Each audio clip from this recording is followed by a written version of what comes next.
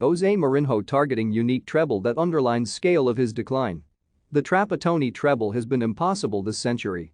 Indeed, the concept may have been devalued by UEFA because it axed the Cup Winners' Cup. But it represented something at the time, to have won each of the European Cup, the UEFA Cup at times almost a stronger competition than, and the late Cup Winners' Cup. And only two managers had.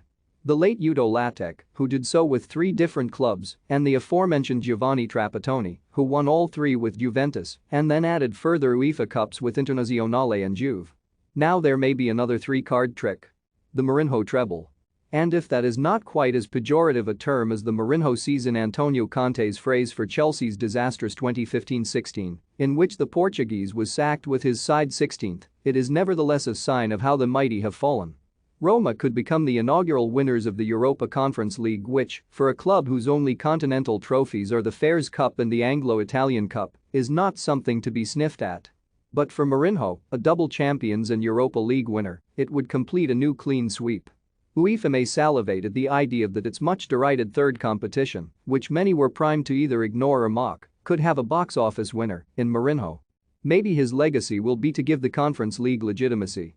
And certainly a semi-final lineup of Roma and Leicester, Marseille and Feyenoord can't seem to give it a credibility, albeit, if it was designed to give greater opportunities for continental silverware for Eastern European clubs, it may not fulfill its original purpose. A semi-final with Leicester brings a reunion with Brendan Rodgers, master and apprentice in their Chelsea days, and memories of the 2014 afternoon when Mourinho derailed his former allies' title charge, aided by Steven Gerrard's infamous slip. Arguably, however, the greater slight has been his own. He is the manager defined by the Champions League.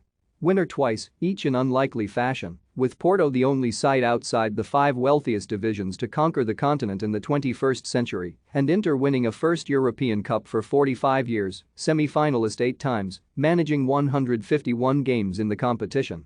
He is the manager who, when he returned to Chelsea, mocked Rafa Benitez for winning the wrong kind of silverware.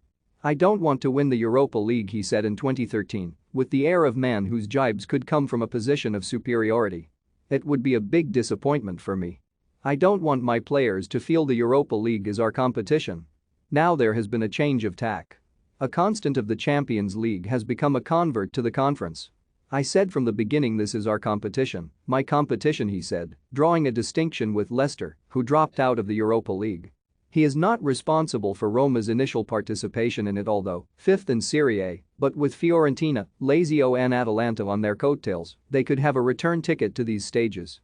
Perhaps lifting the Conference League to bring a 5th European trophy would bolster Mourinho's reputation as a winner. Certainly a first trophy in 5 years could help suggest his glory days are not confined to the past.